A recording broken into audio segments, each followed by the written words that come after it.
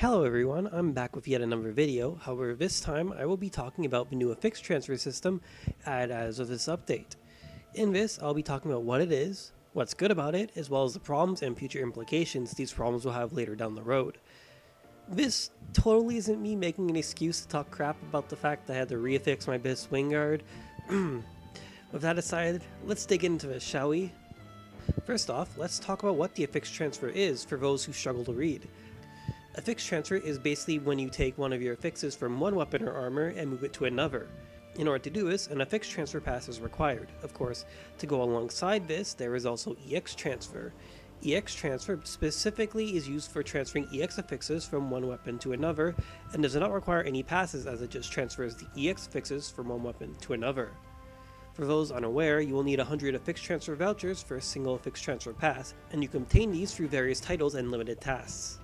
So we've talked about what they are, but is it any good? Well, yes. But actually no. But yes. Simply put, as we get more BIS affixes to create, the cost as well as effort to obtain BIS will increase. Affix transfer means that you can move these affixes from one set of gear to another without having to spend all of your meseta when Sega releases hot new weapon Dingleguard. Jingleguard? Syncumguard. Okay, I'll stop making fun of Sega's awful naming conventions. So a lot of the work required to make new gear has been lessened as long as you play content and do tasks which reward vouchers and passes over time. This makes the overall grind for power much easier. And yes is saved, and now this is worth chasing after finally. Right? Well, if only anything our almighty overlord Sega made was that simple. This transitions into the next part, the bad stuff about affix transfers. In a previous video as well as earlier in this video, we talked about EX affixes. These affixes are, without a doubt, strong and help close the power gap between BIS and budget, something LC affixes originally did. Transferring these affixes to your weapon is basically free, but this comes at a cost, and this is the biggest problem with the new transfer system. So let's get into theoreticals. Let's say you have an Aerodym weapon. This Aerodym weapon has all those crazy good EX affixes that you really want on your awesome wingguard, with Lux Alpha Now and Gias Maste. Well, unfortunately, you just got Sega'd. In order to transfer EX affixes to a weapon with no EX affixes, you must give up all your affixes on your wingguard first. Now, before little Timmy watching the video decides to cry Bloody Mary, you can just use LC affixes alongside an Anati and EX affixes. I know it'll be stronger than just having BIS affixes with no EX affixes. This is good because it's really not that big a loss.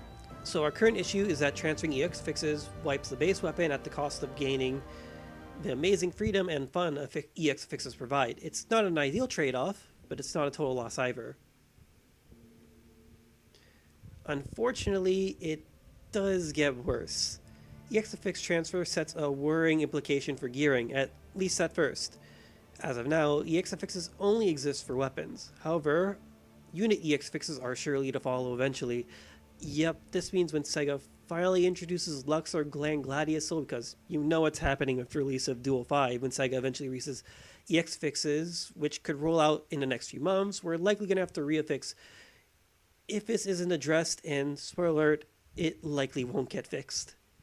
Once EX fixes on units are rolled out and you make the switch to EX fixes on weapons, we shouldn't have to worry too much more about that. And that being said, don't confuse what I said above as a dislike for the introduction of the affix transfer system. This is a great quality of life that was very much needed. However, it's not without its flaws, which I really hope can be fixed over time. Just know you've been warned, and there may come a time where your units may have to be reaffixed to make room for EX fixes later in a few months. But yeah, that's basically all there is to talk about with EX affixes. This still is a great feature, but it comes with its own share of problems, as with any new thing Sega introduces. Funny how that works, huh? It does in some ways make investing in BIS a safer investment, and most certainly will be more useful in the future. I hope this video at least made some aspects of affix transfer clear, as well as some of the problems it has. With that, the EX affix transfer rolls on Aerodym weapons, everyone, and see you in Malignant Dark Falls Age. Wow, I cannot say Dark Falls Ages with no, it's not even Dark. With that said, good luck on your EX fix rolls on Aerodym weapons, everyone, and see you in Malignant Dark Falls Solace. Wow, it's really difficult saying Malignant.